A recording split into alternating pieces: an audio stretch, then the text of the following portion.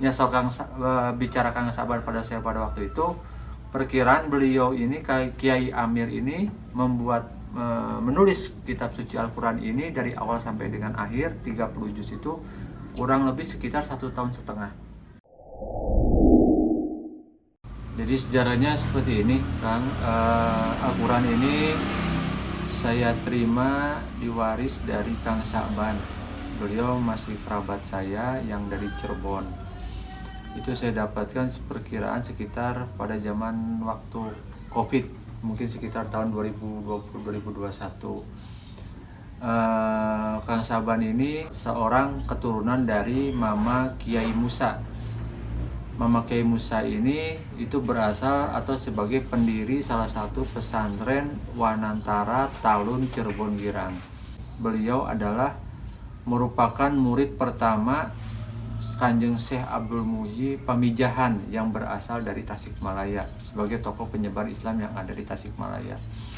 Nah, oleh sebab karena saya tinggal di Tasikmalaya di Manonjaya, mungkin karena ini sebagai kenang-kenangan, beliau meminta izin dari sesepuh beliau yang ada di pesantren Wanantara, karena kebetulan di pesantren Wanantara itu ada 2 Quran yang dipegang sama Kang Saban. Satu Quran yang sekarang ini ada di saya, kemudian satu lagi ada di beliau.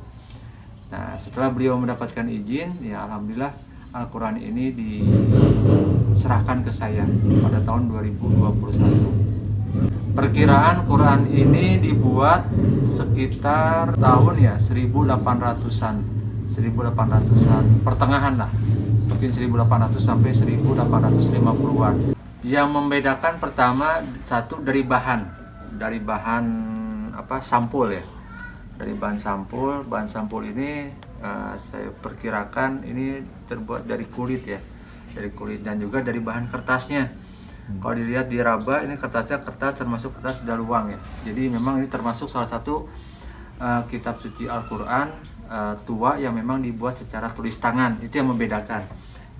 Jadi Quran yang sekarang itu yang diterbitkan oleh Kementerian Agama itu rata-rata dibuat secara cetak, dibuat berbanyak. Tapi Quran-Quran zaman dulu itu dibuat secara handmade ya, tulis tangan, karya tangan. Nyasar bicara Kang Sabar pada saya pada waktu itu, perkiraan beliau ini Kiai Amir ini menulis kitab suci Al-Quran ini dari awal sampai dengan akhir 30 juz itu kurang lebih sekitar 1,5 tahun. Itu menurut penjelasan beliau pada waktu itu. Prosesnya. Dan untuk ketebalan Quran ini itu 5 cm tebalnya. Panjangnya itu sekitar 30 cm dan lebarnya itu sekitar 20 cm. Tadi saya lihat di salah satu surat Yasin ada kesalahan penulisan dan sebagai bentuk adab ya. Jadi beliau itu tidak berani dicoret, tapi hanya ditulis garis saja. Nah, ketahuan itu setelah saya membuat satu perbandingan dengan Quran yang memang dicetak secara zaman sekarang ya. Pada ayat itu setelah saya bandingkan ternyata ini yang salahnya itu hanya di garis bawahi, kemudian beliau membuat revisi yang memang itu sesuai dengan Quran yang sekarang. Dari jarak, kemudian dari kerataan dalam penulisan, kerenggangan ya, bisa dilihat itu juga dari teks tekstualnya ya, serat tulisan tangan dari beliau kelihatan sekali perbedaan antara yang dicetak dengan yang memang ditulis tangan. Jangan lupa like, subscribe, dan share ya.